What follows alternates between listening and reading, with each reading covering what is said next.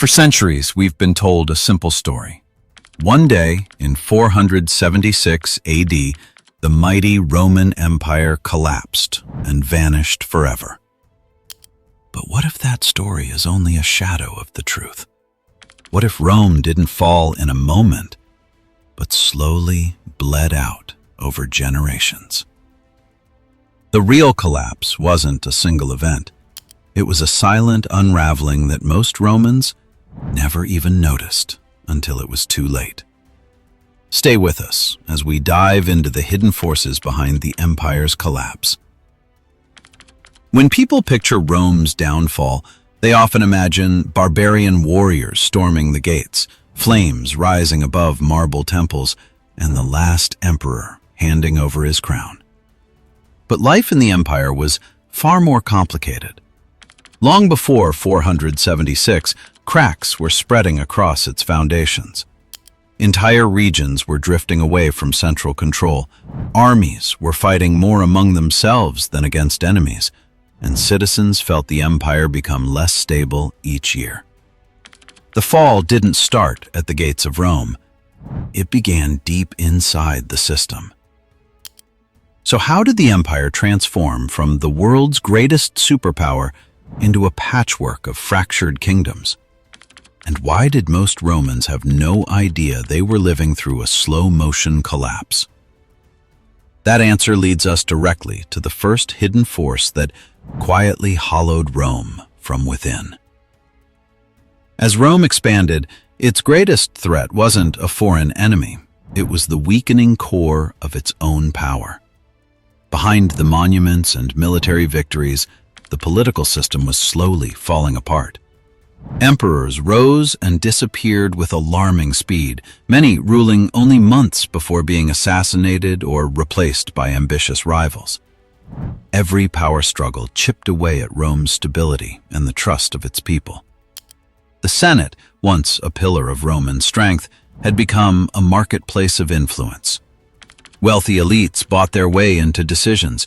Generals bribed soldiers for loyalty, and policies were shaped not for the empire's future, but for personal advantage. How long could a superpower survive when its leaders were more dangerous to each other than any enemy beyond the frontier? Civil wars drained the empire's treasury and shattered unity. Each conflict left the borders weaker, just as the outside world was shifting. Taxes soared to maintain the massive army, pushing ordinary citizens into poverty and deepening the divide between rich and poor. From the outside, Rome still looked mighty, but inside it was slowly becoming hollow. And while the empire fractured from within, powerful forces gathered at its edges.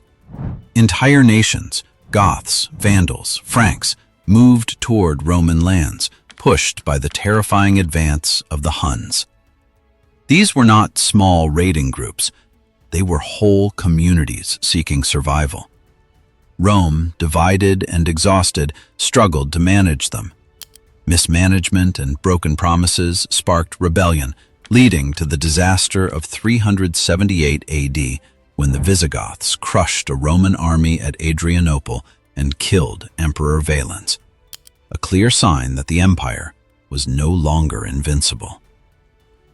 Rome's legions, once unmatched, were now stretched thin, underpaid, and increasingly filled with foreign recruits who held little loyalty to the empire.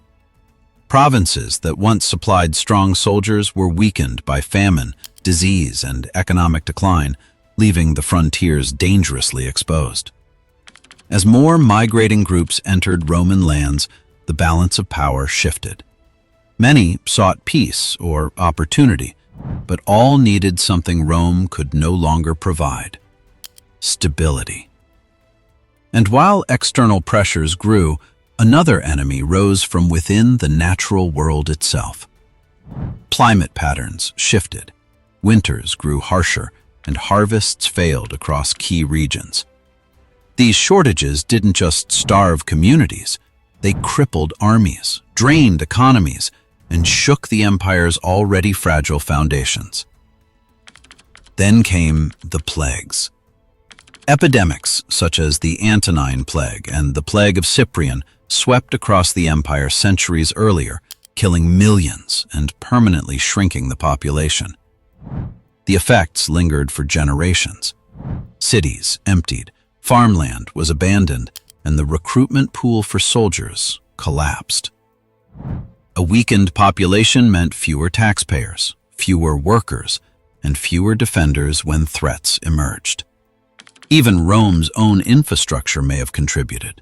Some historians argue that lead pipes and cookware could have caused widespread health issues, subtly affecting decision-making and public health.